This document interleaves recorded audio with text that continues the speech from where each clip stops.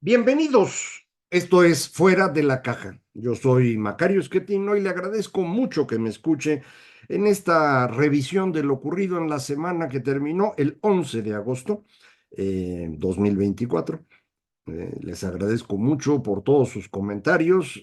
Hay personas que a veces ponen comentarios, pues más bien en un tipo crítica o incluso ofensivos. Siempre me ha llamado la atención eso. Han de pensar que alguien los lee o que importan. En mi caso no tienen mucha utilidad los comentarios de todos ustedes que pues tienen algún punto que piensan que hay que profundizar o que tienen recomendaciones, esos me son de gran utilidad. Los otros, bueno, pues me llama la atención que dediquen tiempo a eso, pero pues ya ve, estamos en el siglo de mayor tiempo libre en la historia humana, entonces pues en algo hay que ocuparlo, ¿no? Durante esta semana que terminó ayer domingo, les recuerdo, estoy grabando para usted en lunes. Justamente tuvimos el lunes pasado un momento pues, muy complicado en los mercados financieros, medio lo adelanté la semana pasada, pero pues todavía no terminaba el funcionamiento de las bolsas de valores y de los mercados cambiarios en ese mismo lunes. Terminaron golpeados, no tanto como al inicio. El inicio ocurrió en Japón, como siempre, pero fue una caída espectacular, 13,5%. Es una caída extraordinaria para la bolsa de Tokio. Eh, el martes ya tuvieron un incremento, 10% subió, pero bueno, cuando usted pierde 13 y luego gana 10 no queda a 3 puntos. Esos 10 de crecimiento se aplican sobre lo anterior, así que acaba usted 5 puntos abajo. Y más o menos así está la bolsa de Japón. En la semana terminó, si no me equivoco, 7 puntos abajo de como estaba en el inicio de agosto. Eh, Muchas personas han asociado esto al movimiento que hizo el Banco de Japón en subir tantito su tasa de interés a 0,25%. Es una tasa extraordinariamente baja en un país que pues ya lleva 35 años estancado. En 1989, Japón era la economía más exitosa del mundo en la década de los 80. Incluso recuerdo mucho un libro que se hizo muy famoso, El Japón que puede decir no. En Estados Unidos había pues la preocupación de que Japón sería una economía más grande que ellos, que se convertiría en el líder mundial, pero esto terminó en 1989 cuando la burbuja especulativa inmobiliaria que se había ido construyendo en Japón se viene abajo. Y esto pues es un fenómeno propio del esquema de crecimiento que siguió Japón, luego Corea y recientemente China. La idea de este modelo de crecimiento económico es muy sencilla, consiste en invertir todo lo que se pueda. Si usted invierte muchísimo, pues va a poder producir muchísimo y entonces va a ser rico. ¿Por qué no hacen eso todos? Pues porque para invertir hay que ahorrar y el ahorro pues no es nada sencillo que ocurra y luego hay que juntar ese ahorro y convertirlo en inversión. Dicho de otra manera, hay que obligar a la gente a dejar de comer para poder aplicar ese modelo. Y esto no es simple. En Japón pudo hacerse porque después de la Segunda Guerra Mundial, en que fueron derrotados ampliamente, eh, pues el emperador, en el que todavía creían mucho, les llamó a dejar de consumir, a sacrificarse por Japón en las siguientes generaciones, para con esto regresar a una posición relevante a nivel mundial. Lo hicieron. Estuvieron trabajando mucho tiempo con un consumo deprimido. El sistema de ahorro de Japón era a través del correo. Allá sí se hacía el ahorro para las pensiones y esa es la inmensa deuda que tiene Japón al día de hoy, que equivale a 3 veces su Producto Interno Bruto. Eso no les causa tanto problema porque es pura deuda interna, prácticamente hablando. Y entonces lo único que hay que hacer es ir pastoreando esa deuda. Eh, Sin embargo, pues cuando usted invierte mucho, decía yo, y produce mucho, si no está permitiendo que la gente consuma, pues todo lo que produce tiene que sacarlo del país. Y por eso este sistema de crecimiento parece ser un sistema orientado a exportar. No es así, es un sistema orientado a invertir. Y un subproducto de esa inversión es que hay que sacar la producción y hay que sacarla al costo que sea. Por eso Japón primero, luego Corea y más recientemente China han vendido en el exterior los productos a un precio muy bajo. En varias ocasiones se acusó a Japón de dumping, luego se hizo eso con Corea. Con China es un problemón porque el dumping no se puede calcular eficientemente cuando una economía no tiene un mercado interno, y es el caso de China. No es una economía normal, entonces pues no puede uno comparar con el precio interno el que se está utilizando para vender en otras partes del mundo. Y eso lo han usado los chinos mucho para colocar su producción. Por ejemplo, hoy hacen eso con los coches, ¿no? Llegan aquí a México los coches chinos y son 25 o 30% más baratos que los estadounidenses, alemanes o japoneses, que de los cuales se copiaron. O sea, porque además son igualitos los carros, traen algunas mejoras, porque pues, eso sí lo hace, y te lo venden 25% más barato, hombre, pues todo el mundo compra chino, ¿no? ¿Por qué puede ser 25% más barato? Porque la inversión para hacer ese auto, pues la hizo el gobierno chino usando los recursos de los ciudadanos chinos que no pueden comer. Les quitan el dinero, lo utilizan para invertir, producen los autos, los exportan y el costo de capital lo anulan. Entonces, pues el carro sale baratísimo. Bueno, esa forma de producción es muy eficiente para crecer, no genera el bienestar en la sociedad que uno quisiera y al final hay que ver cómo lo corriges. Y en el momento que quieres corregir se vuelve bien difícil. Es el caso de Japón. Japón en los años 80, decía yo, parece que va a ser una economía muy exitosa, pero los japoneses no están consumiendo todavía bien, apenas habían empezado a hacerlo. Con el dinero que tienen los japoneses se ponen a comprar bienes raíces y empieza a hacerse una burbuja inmobiliaria muy grande.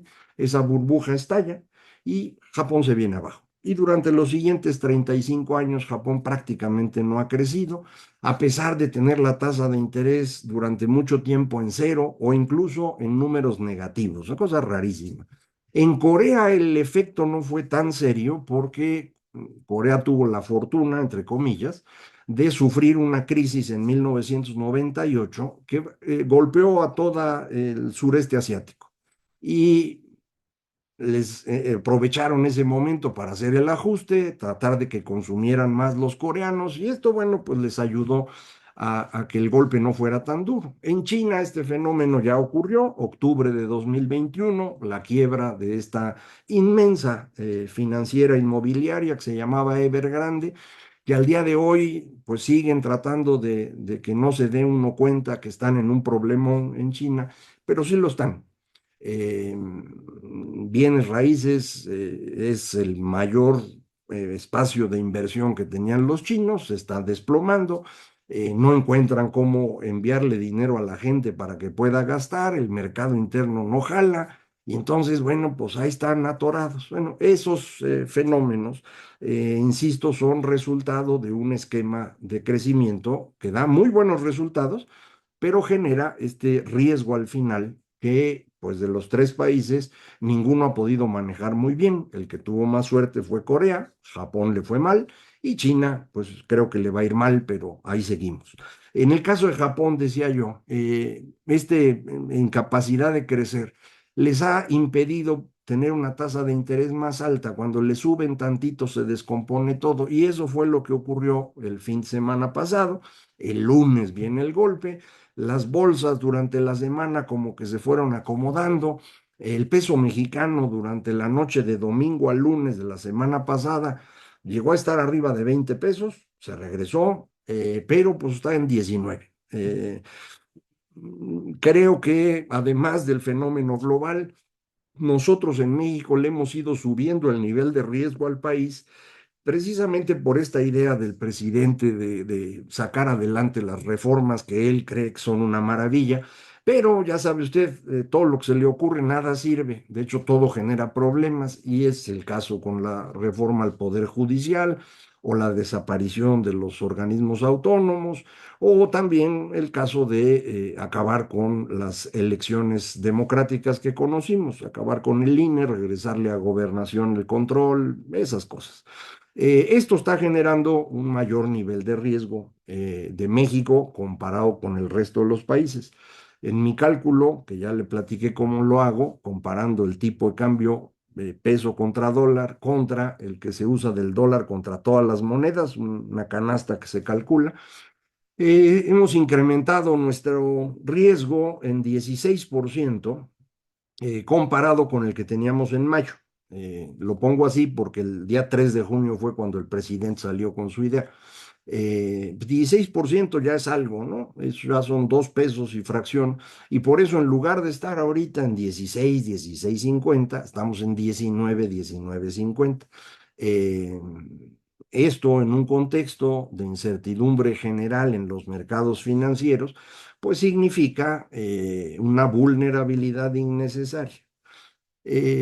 Además de esta vulnerabilidad, producto de las decisiones de orden institucional y del entorno que ya comentamos, tenemos ahora un caso, pues, complicado.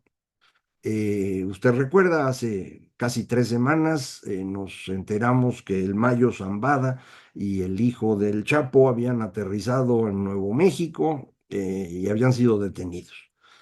Pero este fin de semana el presidente, en su gira que está haciendo para despedirse, y que a mí me parece que es más bien para mantener ocupada a Claudia Sheinbaum y que no pueda organizarse, y un poco para que vean que él es el que la lleva, pues se la llevó a Culiacán. Esa era la cita del sábado. El sábado en la mañana salió una carta del Mayo Zambada a través de sus abogados, en donde él describe lo que ocurrió en su perspectiva. Dice que él no se entregó, que fue engañado por el hijo del Chapo, que fue el vehículo con el cual se le convocó a una reunión en Culiacán para dirimir un conflicto entre el gobernador de ese estado, el señor Rocha, y el ex rector de la Autónoma de Sinaloa, el señor Cuen. También Rocha había sido rector de la Autónoma y estaban peleando a ver a quién iban a poner ahí. Es un poco una fuerza obvia al interior del estado, la universidad estatal. De manera pues que iba a arbitrar el conflicto el señor Mayo Zambada porque pues lógico, ¿no? Él es el que controla el Estado, pues él va a hablar con los políticos que se supone serían los más importantes para decirles qué hay que hacer. Llega a la reunión, lo llevan a un cuarto, ahí lo golpean, lo amarran, se lo llevan. Antes de haber entrado al cuarto, saludó al señor Cuen, la última vez que lo vio, obviamente, porque apareció muerto horas después. Dice el Mayo que lo mataron ahí mismo y que los dos guardaespaldas que él llevaba, uno un policía judicial en funciones, un comandante, y el otro pues, guardaespaldas de toda la vida, los dos desaparecieron y no se ha vuelto a ver de ellos. Eso es lo que platica. Obviamente es un problemón para el señor Rocha Moya y para el presidente. Ese mismo día tuvieron su evento, Rocha dijo pues que eso no era cierto, que él ni siquiera estaba en Culiacán ni en México siquiera ese día que ocurrieron estos hechos, lo cual no aclara nada. Él pudo haber organizado el evento y para que no lo agarraran, pues se fue y decir pues yo no estuve, pues si no tenías que estar, ¿no? Eh, Eso es lo que él dice. El presidente dice que confía en él, pues el presidente puede decir lo que quiera. Aquí el asunto es si a quienes traicionó el señor Rocha están tranquilos o no, porque pues yo me imagino que el Mayo y su equipo pensarán que Rocha Moya los traicionó y entonces muy probablemente actúen como es costumbre en este negocio y las cosas se le compliquen al gobernador. Ya alguna vez, de hecho ahí empezó el problema serio del narcotráfico en México, creo que fue en 1947. Matan a un gobernador de Sinaloa en funciones en el aeropuerto cuando estaba por abordar un vuelo a la Ciudad de México. Eh, entonces, yo creo que el señor Rocha sí se pasó a jugar a grandes ligas. Esperemos que todo le vaya bien, pero sí es una circunstancia complicada, muy complicada para el presidente López Obrador, porque esto implica que, pues él sabía, ¿no? Él mismo insistió muchísimas veces que todo lo que pasa en México lo sabe el presidente de la República y él es el presidente de la República, entonces debe haber sabido esto. El que el señor Rocha mantenía una relación cercana con el Mayo, que lo habría convocado, probablemente supo que lo estarían engañando, y esto pues se puede usar en cortes estadounidenses de la misma forma que se usaron los dichos del hermano precisamente del Mayo, el señor el rey Zambada, que fue el que dijo pues que García Luna cobraba y que él le había dado dinero y que él sabía. Pues son dichos, ¿no? Nunca hubo pruebas en el juicio de García Luna, pero con eso lo están entancando. Ya el juez no aceptó que hubiera un segundo juicio, probablemente apelen eso y todavía le sigan allá, pero en cualquier caso, García Luna fue juzgado en Estados Unidos, encontrado culpable por dichos de narcotraficantes. El Mayo, sus dichos pueden ser utilizados en contra del señor presidente López Obrador en el momento en el que pues esto proceda. Eh, ya sabíamos, porque se comentó incluso durante el juicio a García Luna, que había acusaciones de financiamiento de parte del crimen organizado al señor López Obrador, pero que el gobierno estadounidense no quiso proceder porque era un político destacado y potencialmente presidente. Ahora ya es presidente, pues menos pueden proceder, pero pues le quedan 6 semanas, ¿no? 7 semanas en la presidencia a López Obrador y después de eso, pues ya no va a tener esa cobertura. No sé si efectivamente en Estados Unidos se piense avanzar o no en este caso, pero insisto, es un problema. Más allá de eso, queda claro que la relación entre el gobierno del estado de Sinaloa y el crimen organizado es pues muy profunda. Todos lo sabíamos o nos lo imaginábamos, pero ahora lo tenemos claro. Rocha Moya gana la elección con la que se convierte en gobernador en 2021, en una elección en la cual a nivel federal Morena y aliados pierden. Tiene más votos la oposición que la coalición del presidente a nivel federal, pero todos los estados del Pacífico los gana Morena.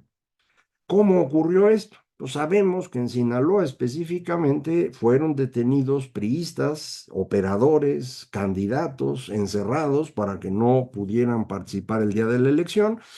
Se impidió la votación en muchos lugares y algo similar parece haber ocurrido en 2024, pero con mucho menos documentación, eh, porque ocurrió en muchas más partes, según todo parece indicar, y no sabemos el tamaño del impacto que tuvo en esta elección del 24. Si sabemos que en el 21 con eso les alcanzó para ganar los estados, no le prestaron más atención a lo federal, porque además se concentraban ahí, pero ahora en 24 pudieron haber tenido un impacto significativo. Y esto es relevante porque, ya que estamos discutiendo el tema de la sobrerepresentación, pues usted ha escuchado en muchas ocasiones que Morena y aliados tienen 55% del voto y quieren que se les dé el 75% de los diputados. Y esa sobrerepresentación es un absurdo legal, ético, político, lo que usted quiera. Pero si tienen 55% Morena y aliados, eso significa que la oposición tiene 45. Y eso significa que la diferencia entre ambos grupos fueron 5 puntos. Porque como tiene que sumar 100 obligadamente, si usted le quita 5 a Morena, pues la oposición tendría 50 también. Esos 5 puntos sí son susceptibles de haber ocurrido por la intervención, entre otras cosas, del crimen organizado en ciertas regiones del país, especialmente cuando sabemos que el crimen organizado pues controla el 30% del territorio. y controla, ya vimos qué significa. Ellos resuelven los conflictos políticos, eso fue lo que nos dijo el Mayo, ¿no?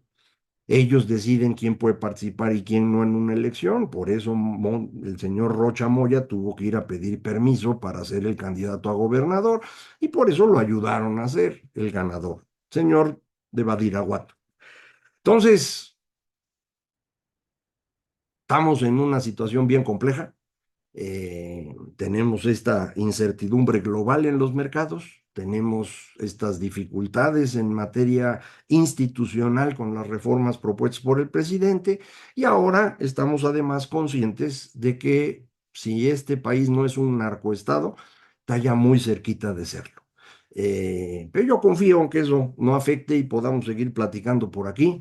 Ya sabe usted, cada semana esto es fuera de la caja.